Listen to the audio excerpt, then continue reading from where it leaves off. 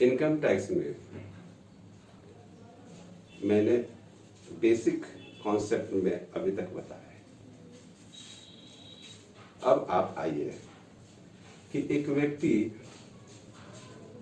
आप जानते हैं पहले ही पढ़ाए थे कि एक व्यक्ति विभिन्न स्रोतों से आय प्राप्त कर सकता है।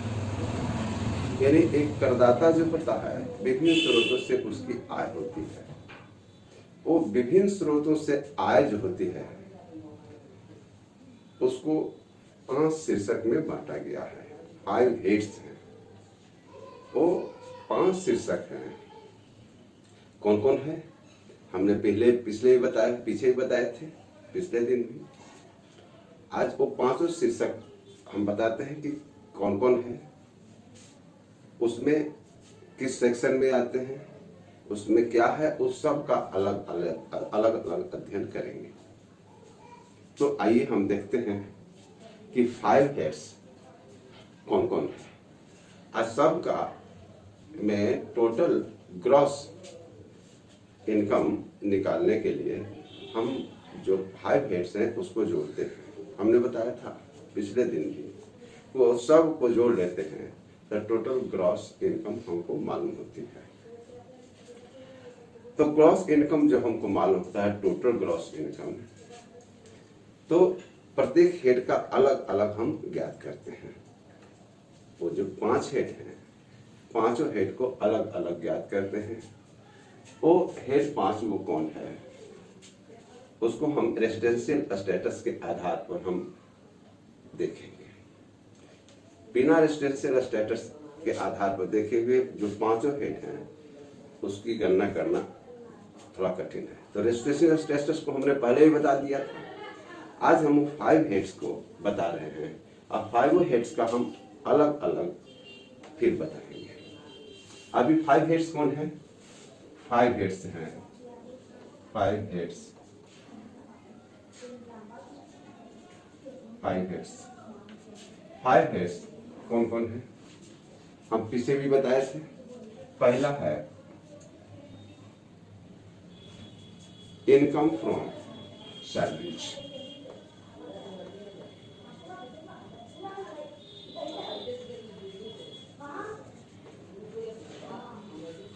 एक हेड है वो है। दूसरा हेड हमने बताया था आपको income from house property,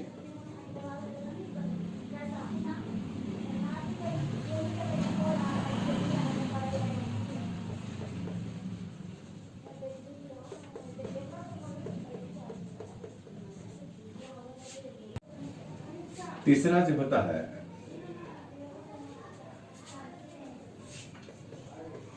profit and gain of business और प्रोफेशन, ये तीसरा हेड है। चौथा हेड जो हमने बताया था, पहले बताए थे इनकम फ्रॉम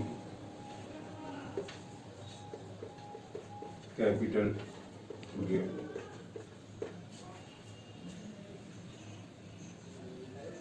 कैपिटल गेन। और पांचवा जो हम बताए थे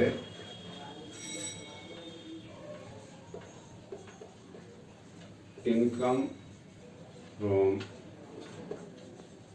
अदर सोर्सेस, CES।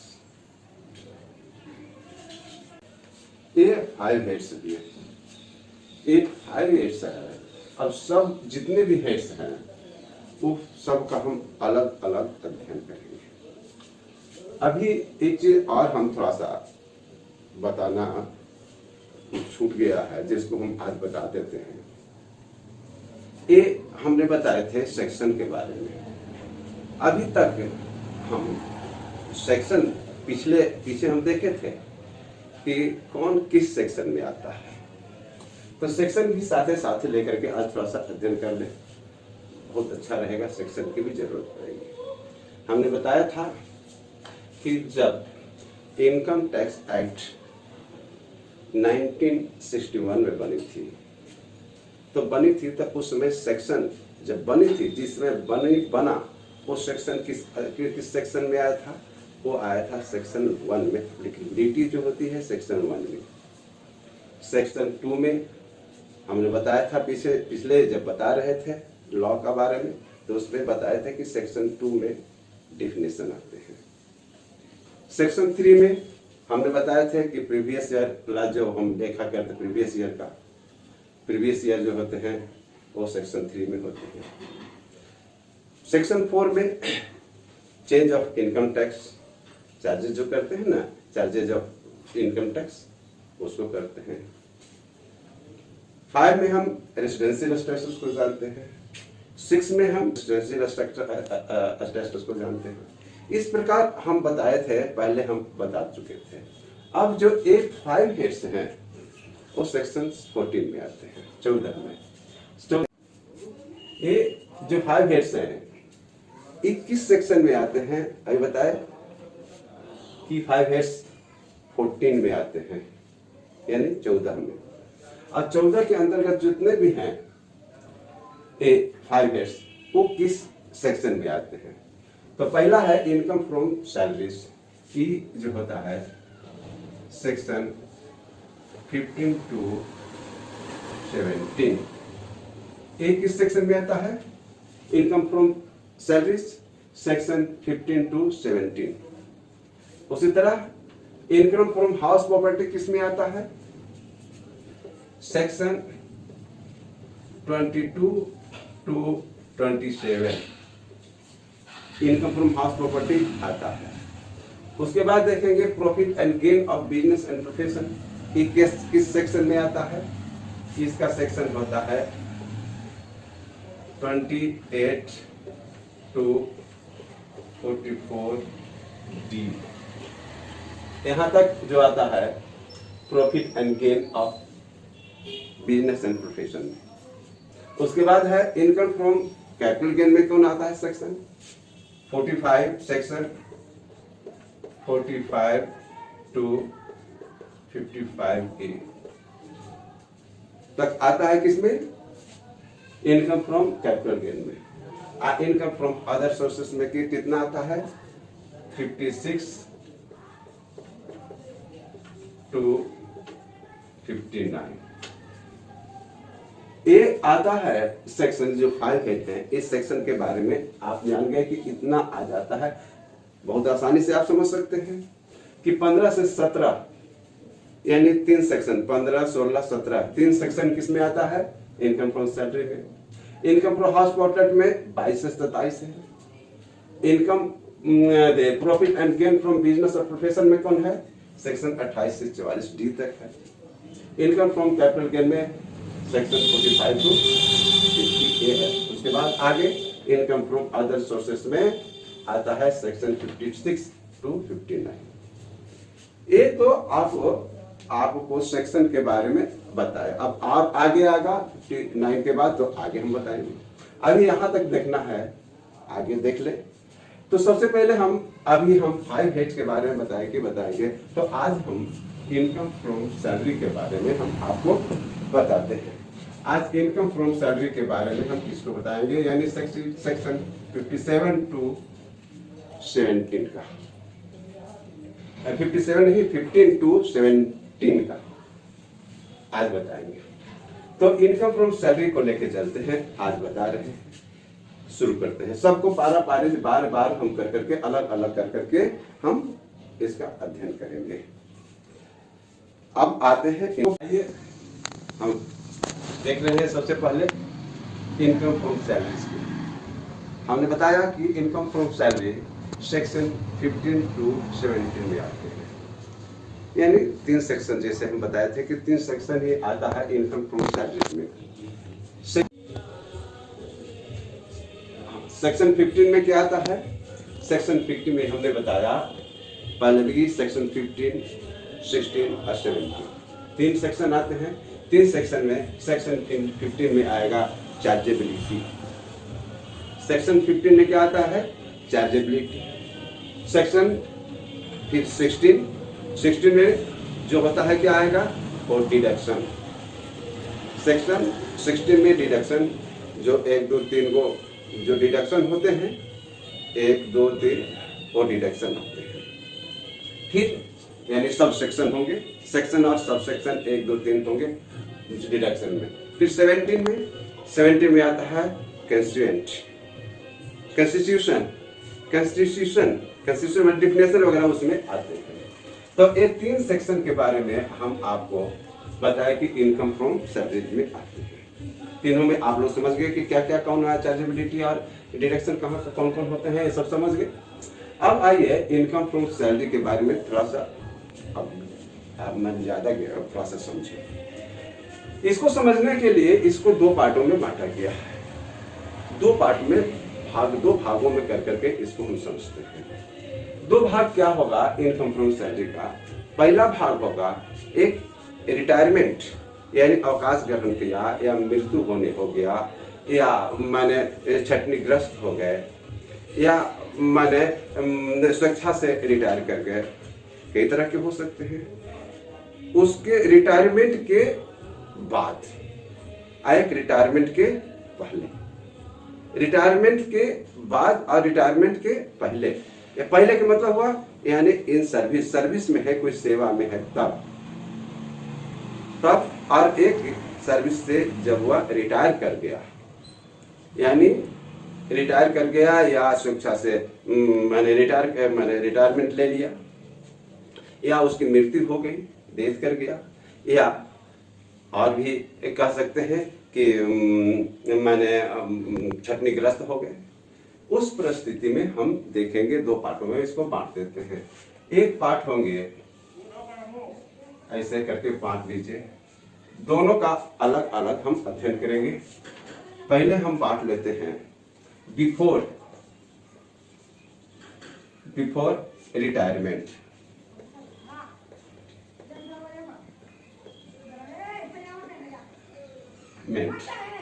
एक होता है वॉलंटरी रिटायरमेंट,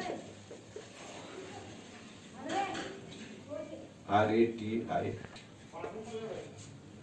और हो सकता है एक होता है मैंने तीसरा जो हो सकता है मैंने रिटायरमेंट हो या स्वेच्छा से रिटायरमेंट हो या ग्रस्त हो गए हैं, इसका मतलब क्या हो गया? रिट्रेचमेंट, यानी छटनीग्रस्त हो गए हैं तब, यानी बिफोर। ये सब पहले हुए हैं, यानी रिटायरमेंट के पहले, वॉलंटरी रिटायरमेंट यानी स्वेच्छा से जो अवकाश ग्रहण कर गए हैं उसके पहले, या रिट्रेचमेंट क्षतिग्रस्त हो गए उसके पहले अध्ययन करेंगे। यानी इसको हम कह सकते हैं कि इन सर्विस में है तब। सर्विस इसका मतलब ये हुआ कि आप सर्विस में हैं तब, उस समय कैसे हम इनकम फ्रॉम सैलरी का कैलकुलेशन करें, यानी ग्रॉस इनकम हम कैसे मालूम करेंगे। ग्रॉस इनकम मालूम करने के लिए हम इसको जब बिफोर यानी पहले का हम देखेंगे कि जब वो सर्विस में है तब उसका ग्रॉस इनकम क्या होगा। दूसरा हम पार्ट हम लेंगे बिफोर है तो आफ्टर, इसी को हम लिख देते हैं रिटायरमेंट, वॉलंटरी रिटायरमेंट में होता है यानी इस सर्विस में है तब, हाई सर्विस में नहीं है तब, यानी सर्विस में है तब तो कब होगा, उस समय टोटल ग्रॉस इनकम हम कैसे मालूम करेंगे, आज सर्विस के बाद ग्रॉस इनकम हम कैसे मालूम करेंगे। इसको 2 पार्ट में हम बात करके हम देखते हैं, एक यहाँ एक हो गया, यहाँ 2। तो हम सबसे पहले अभी चलते हैं, मैंने इन सर्विस में है तब उस परिस्थिति में हम कैसे उसका कैलकुलेशन करेंगे। मैंने ग्रॉस सैलरी ग्रॉस इनकम का कैलकुलेशन कैसे करेंगे। उसके बाद हम देखेंगे ग्रॉस इनकम निकालने के लिए आफ्टर, यानी रिटायरमेंट के बाद। तो हम देखते हैं इसमें कौन को क्या क्या चीज आते हैं। पहले ऐसा करते हैं कि क्या क्या चीज, कौन कौन चीज का, क्या क्या चीज का कैलकुलेशन हम करते हैं। आप ये जानते हैं कि जो वेतन मिलती है, वेतन जो दिया जाता है, वेतन तो एक निर्धारित दर से दी जाती है, जिसका आप इंक्रीमेंट भी जानते हैं कि होता है, इंक्रीमेंट होता है।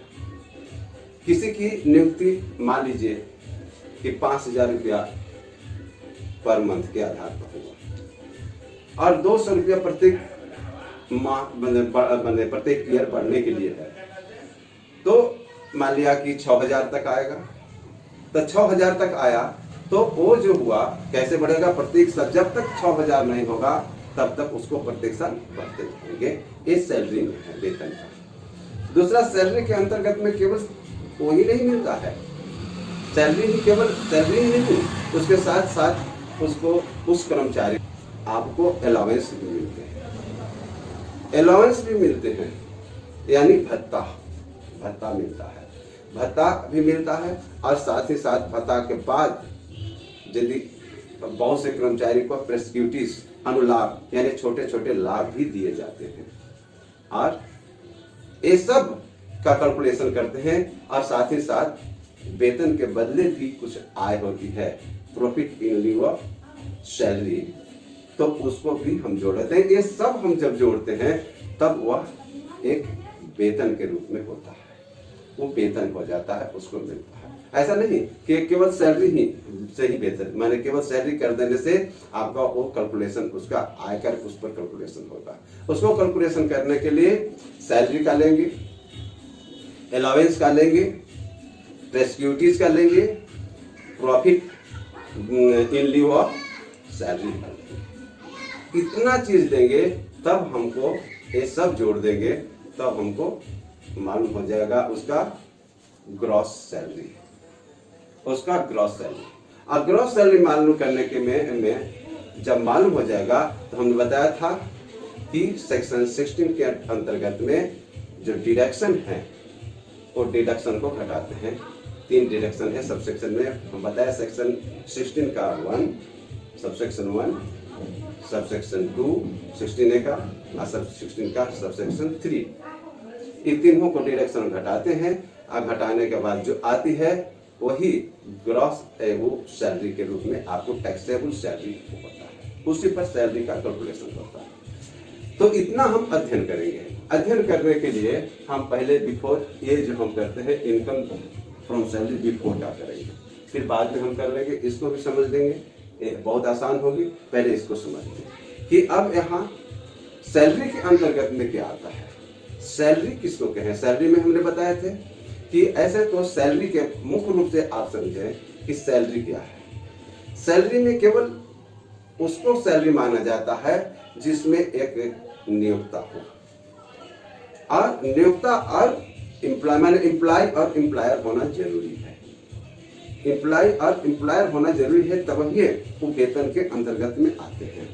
यदि नहीं है तो वह वेतन के अंतर्गत में नहीं आकर के अंश शीर्षक के अंतर्गत में आएंगे। जैसे अभी यहाँ देखिए, यहाँ नियोक्ता और एम्प्लॉय है, जैसे कोई कंपनी, फर्म या कहीं सरकार के यहाँ नौकरी करते हैं, तो उस परिस्थिति में वहाँ एम्प्लॉय और एम्प्लॉयर की बात होता है, मास्टर और मैंने सर्विस की बात होती है। लेकिन जहाँ नहीं है, जहाँ एम्प्लॉय और एम्प्लॉयर नहीं है, नियोक्ता और कर्मचारी नहीं है, वहाँ हम उसको वेतन के शीर्षक में नहीं करते हैं। जैसे एमएलए हैं, एमपी हैं, ये सब की जो मिलती है, जो वेतन के रूप में पैसे मिलती हैं, उसको वेतन शीर्षक के अंतर्गत में नहीं लाया जाता। उसको हम कहाँ ले जाते हैं, उसको हम वही जो हम बताए थे प्रॉफिट एंड गेन